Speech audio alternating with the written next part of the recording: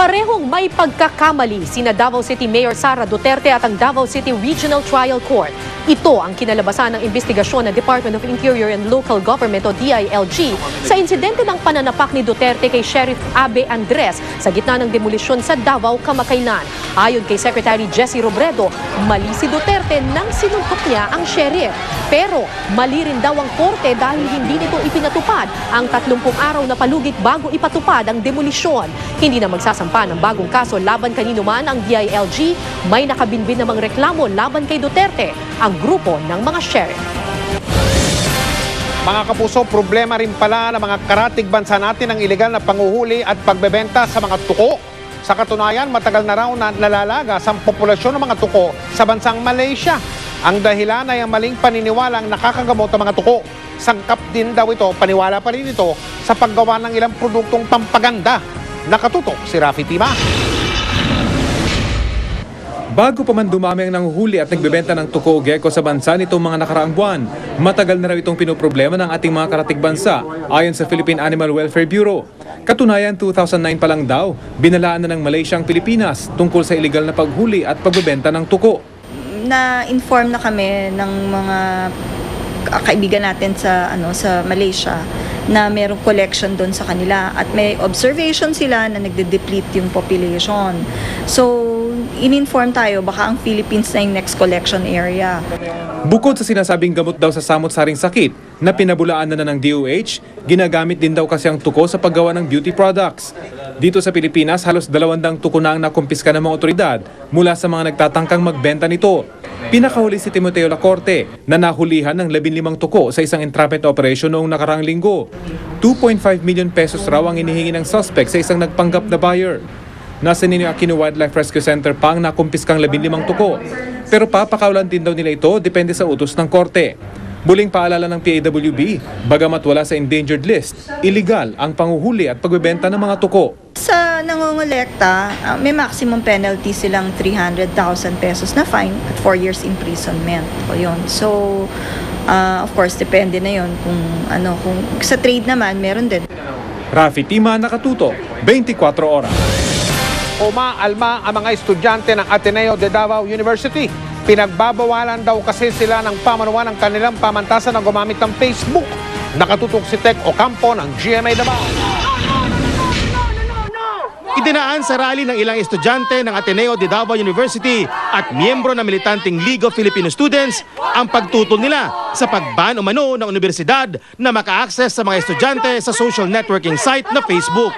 Pinapabayad pa naman ang mga estudyante ng mahigit 1,300 pesos na information technology fee bawat semester. Ang pagban sa Facebook dahil sa Ateneo de Davao University, wala siya proper consultation dito sa mga estudyante. Wala gipahibalo ang mga estudyante. Paliwanag ng pamunuan ng Ateneo de Davao, hindi naman totally banned ang Facebook sa universidad. Dahil sa sobrang dami ng gumagamit ng Facebook sa Ateneo, bumigat na raw ang kanilang bandwidth. Kaya halos di na nagagamit ang ibang online services sa universidad.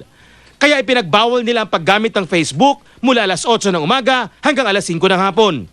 Ang information technology fee ay hindi lamang sa paggamit ng estudyante sa internet. Most of our books are not really physically in the library.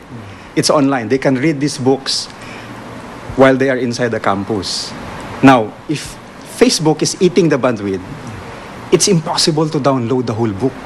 Marami na rin daw sa mga empleyado ng Ateneo ang gumagamit ng Facebook at di na makatutok sa kanilang trabaho. We want our personnel to focus more on, not on social networking, but on their necessary work. Basically, educational work. So, and second, disciplinary also. Kasi we want to avoid students to be having Facebook while in their classes. Ayon sa Ateneo, wala namang kaparasahan pag nahuli nilang nagfi-Facebook ang mga estudyante.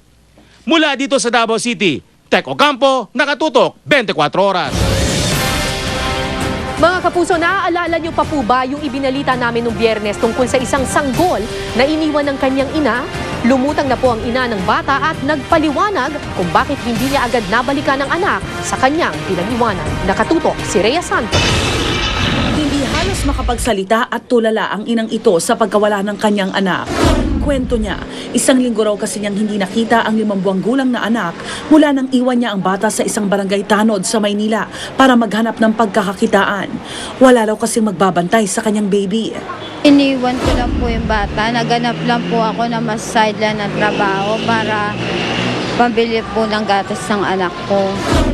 Pero pagbalik niya sa barangay hall, nalaman niya na wala na roon ang kanyang anak. Ang sanggol, dinala na pala sa tanggapan ng DSWD. Hinatid po dito yung bata nung nakakuha. Dinala ko ngayon ng DSWD kasi hindi naman pwede magtagal sa amin. Ayon pa sa kapitana, may natanggap daw siyang balita na posibleng may balak daw ang ina na ibenta ang anak, kaya't interesado raw siyang makuha ang bata. Parang ginagawa na, binibenta yung bata. So ngayon ito, i-monitor namin kung talagang ganun din ang gagawin para yung first baby, ganun din ang ginawa eh. So ngayon po itong pangalawa, i-monitor talaga namin. Pero ayon sa ina ng bata, wala raw itong katotohanan. Hindi rin daw niya ibinenta ang panganay pero aminado siyang wala ito sa kanyang piling at ibinigay muna sa pangangalaga ng tiyahin ng kanyang mister. Kaya lamang daw siya natagalang kunin ang bunso sa barangay hall ay dahil marami siyang nilabahan sa napasukang amo. Kaya nang makita na ang anak, agad niya itong hinagkan. Masaya na po ako. Hindi na po maulit yung nangyari po sa anak ko. Hindi ba kayo nagahan? Hindi po ako nagbibenta ng anak. Agad namang naiuwi ng ina ang kanyang anak. Rhea Santos, nakatutok, 24 oras. Sa Cebu naman, isang bagong silang na sanggol na babae ang inihagis mula sa tulay sa lungsod ng Naga. Sariwa pa raw ang plasenta o inunan at pinagputulan ng pusod ng sanggol nang ito'y makita. Ayon sa isang babaeng nangingisda sa Sapa, narinig niya ang pagbagsak ng sanggol na nakabalot sa tuwalya. Isang lalaki raw na nakamulticab at may kasamang babae ang nagmamadaling umalis pagkatapos ihagis ang sanggol. Gumagalaw at umiiyak pa raw ang bata nang lapitan niya ito pero agad din itong namatay. Nanindigan si Caloocan City Mayor Recom Echevarri na hindi siya bababa sa pwesto kahit na sinuspindi siya ng ombudsman. Nakabantay na rin sa City Hall ang kanyang mga taga-suporta mula sa lungsod ng Caloocan. Nakatutok live si Ian Cruz. Ian, kamusta na dyan? Yes, Mike, hindi nga raw bababa sa pwesto si Mayor Recom Echevarri. Hindi pa rin niyang tatanggap ang suspension order mula sa ombudsman. Dagsa sa paligid ng Caloocan City Hall ang mga taga-suporta ni Mayor Recom Echevarri. Hinarap naman sila ng alkalde para ipaliwanag ang ibinabatong issue ukol sa di umano na i-remit na premium sa GSIS. Nasa likod pa nga ni Echevarri ang mga konsehal ng Caloocan at mga kapitan ng barangay para daw magbigay ng suporta. Sabi ni Echevarri, wala daw basehan at minadali ang 6 na buwang preventive suspension ni Acting Ombudsman Orlando Casimiro laban sa kanya at sa 3 pang opisyal ng Caloocan. Nagugat ito sa reklamo ni Caloocan Vice Mayor Edgar Erice. Nabigo daw kasi si Echevarri na irimitang mahigit 30 milyong halaga ng City Employee Contributions sa Government Service Insurance System o GSIS sa kanyang termino. From 1997 to 2011, ito ang due na dapat bayaran ng city. Ito ang nabayaran ng city. Mataas pa ng konti. And this accounts to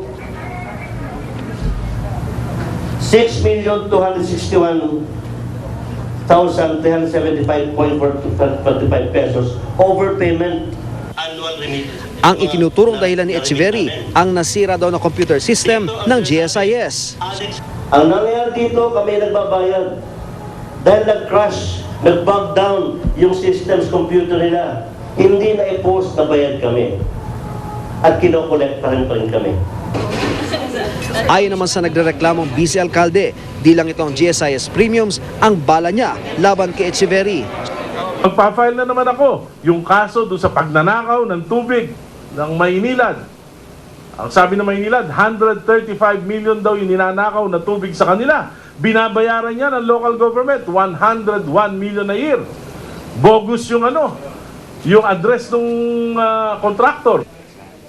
Handa naman rin daw siyang manungkulan bilang alkalde. Hindi ako nagsampa ng kaso para humaliling mayor. Kaya ako nagsampa ng kaso para protektahan ang interes ng libu-libong mga empleyado ng Caloocan City Government na binubusabos ng administrasyon ni Mayor Recom. Bilang Vice Mayor, presiding officer sa konseho si Erice, pero di siya nakadalo kanina kaya ibang namuno, si Konsehala Marjorie Barreto. Present sa sesyon, suportado raw niya si Echeverry. 1 minutong katahimikan at pagdarasal din ang inobserbahan sa konseho bago tuloy ang sinuspinde ang sesyon. Kapwa miyembro ng Liberal Party sina Echeverry at Erice, pero ayaw na ron ni Echeverry na paabutin pa kay Pangulong Aquino ang issue. Mahal ko si Pinoy. Kasi kung hindi ko siya mahal, binigyan mo sa problema dito. Papasa ko sa kanya lahat ng problema ito. Mr. President, ito, nagulo dito eh. Ba, ayusin nyo kami, dahil partido kami. Oh, Mr. President, tulungan naman kayo dati. Ba't dito? Di ba? Hindi, ayaw ko siya isalitan. Mike, tulad nga kagabi ay inaasang dito magpapalipas sa magdamag sa City Hall si Echeverry. Ang mga taga-suporta niya ay mananatili rin daw dito. Balik sa'yo, Mike. Maraming salamat, Ian Cruz. Sa unang taon ng Pangulo, mayroon na bang pagbabago? Sa pagpapatuloy ng espesyal na serye ng mga ulat mula sa GMA News and Public Affairs tungkol sa mga pangako ni Pangulong Aquino, suriin naman natin ang ipinangako ng tinatawag na gender equality. Sa kanyang unang taon sa Malacanang, ano na nga ba ang nagawa ng kanyang administrasyon pagdating sa pagbibigay ng pantay na oportunidad para sa lahat? Ang pangako ng Pangulo sa ulat na ito ni Claire Delfin.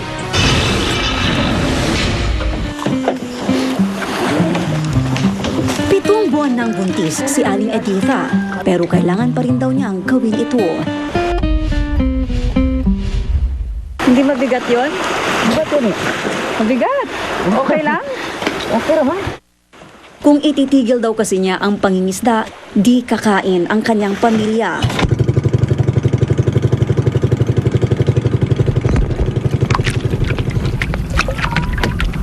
Ang mister kasi niya na isa ring mangingisda, 1 beses, 1 linggo lang daw kung umuwi mula sa laot.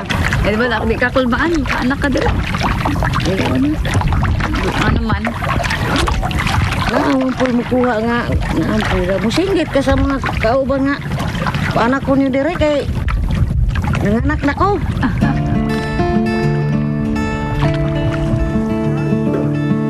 Ang huli sa 3 oras na pangingisda, sapat lang para sa almusal ng 6 na bata. Kaya hanap pa raw siya ng paraan para sa tanghalian. At kung siswertihin, pati raw sana hapunan. Sa pagkandidato ng noong senador pa lamang na si Benigno Simeon Aquino III, inilatag niya ang isang social contract o kasunduan sa sambayanan. Kalakip ang pangakong isusulong niya ang pantay na oportunidad para sa lahat ng kasarian. Layon daw niya na mapabuti ang buhay ng kababaihan, lalo't kalahati ng populasyon ng Pilipinas, mga babae na gaya ni Aling Editha. Tiyak naman daw na makikinabang ang bayan kapag binigyan sila ng pagkakataong mapaunlad ang kanilang kabuhayan. Inaanyayahan ko kayo ngayon na manumpa sa ating mga sarili. Sa sambayanan, walang maiiwan.